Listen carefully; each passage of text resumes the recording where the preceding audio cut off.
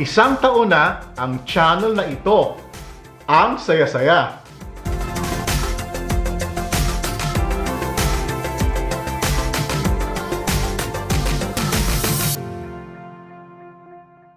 Kumusta po kayo? Ako po si Jay, ako po ay Pilipino at ako po ay taga Metro Manila dito sa Pilipinas. Diyan po ako nakatira. Noong nakaraang taon, sinimulan ko ang channel na ito. Ngayon, isang taon na ang channel na ito. This week, this channel is celebrating its first anniversary. And I will pause from talking about Tagalog grammar and sentence construction for now to share my journey in creating this channel. Nagsimula ito noong 2017. I was preparing for a trip to Spain to accompany my daughter who was invited to attend a conference. So I decided that I needed to brush up on my Spanish, which I learned at the university many Earth revolutions ago. So I turned to YouTube. And the two channels that I really enjoyed were the Spanish Dude and Butterfly Spanish. I am providing a link to their channel in the description box down below if you are interested in learning Spanish. I really like their style and it really worked for me because, as I have said, I already have some understanding of Spanish and their methods really helped me refresh the Spanish I learned at school. Kaya, noong Hunyo ng 2017, lumipad kami ng anak kong si Cristina patungo sa Madrid sa Espanya.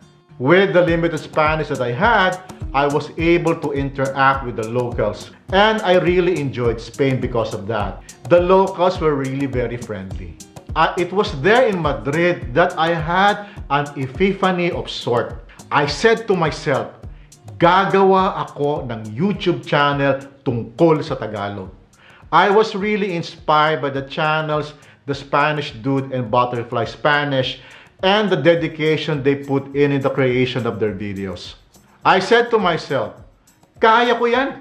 I can do that for Tagalog. It's going to be easy. Pero, pag uwi namin sa Pilipinas, hindi ko nagawa. Kasi hindi ko alam kung paano ako magsisimula. Plus, work got in the way. It took me 3 years to actually start creating a YouTube channel. It was around 2020, during the height of the COVID pandemic, that I finally decided that I would do it. I was working from home and I figured I got extra time to do it. But I just had one little problem. I didn't know how to teach Tagalog. Kasi hindi naman ako guro. I am not a teacher, I am not a linguist, I have no experience in teaching, but one thing I knew was I know how to explain things. Plus, I had experience in public speaking, if that would help. It was October 2020 that I started putting everything into motion. Noong una, kinailangan kong pag-aralan muli ang aking wika. And that may sound strange, but I really didn't know how to teach the language. It's strange because Filipino, the standardized Tagalog, is taught in school from grade school to high school. And I am a native speaker.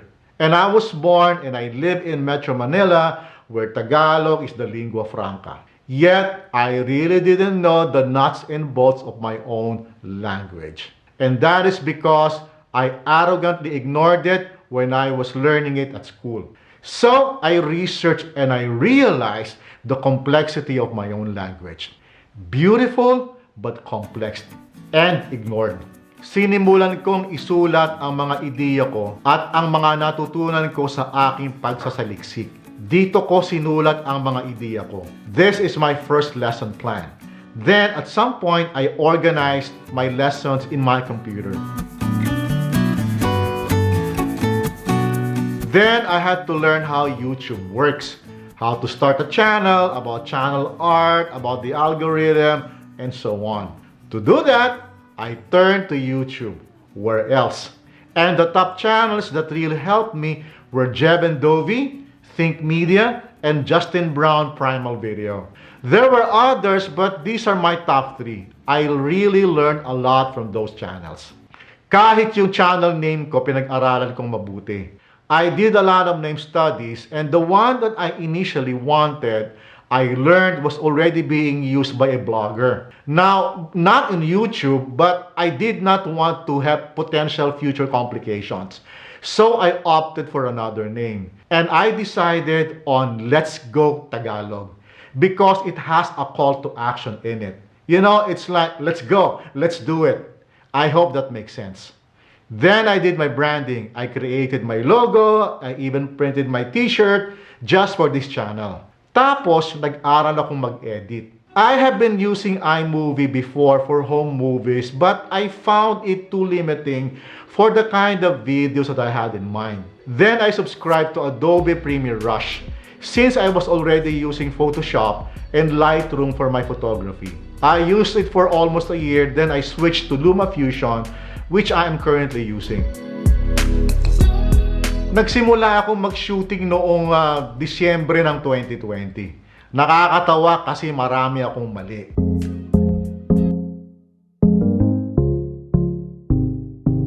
I intended to shoot a lot of videos and have a buffer stock of videos before I started posting. The first 2 videos that I shot went to waste because I forgot to turn on the microphone. Sayang. Rookie mistake. I had to reshoot. Inulit ko. I realized very quickly that I really had to fix my workflow because I did everything on my own. Mag-isa lang ako. Wala akong katulong even up to now. I do everything on my own. The writing, the artwork, the shooting, editing, etc. And, you know, mistakes do happen. Kaya, noong Pebrero ng 2021, nag-post ako ng una kong video. Ito yon. Do you speak English?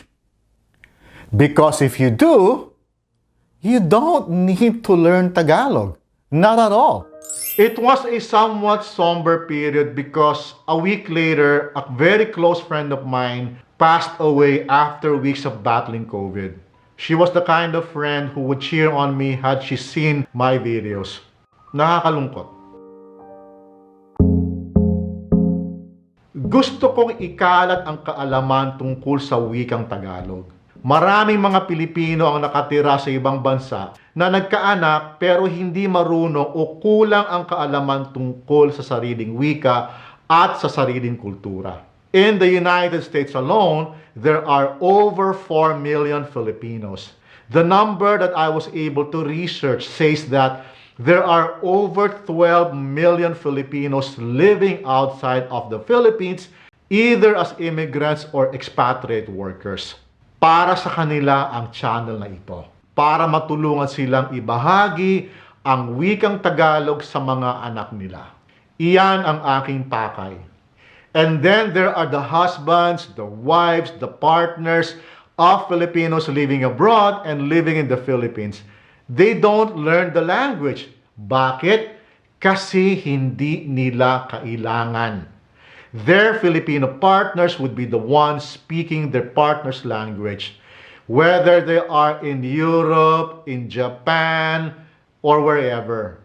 If they live in the Philippines, the foreign partner can get by because Filipinos speak English, in varying degree. So there is very little incentive for anyone who is not a Filipino to learn Tagalog or any Philippine languages like Cebuano, Ilocano, Ilonggo, and so on.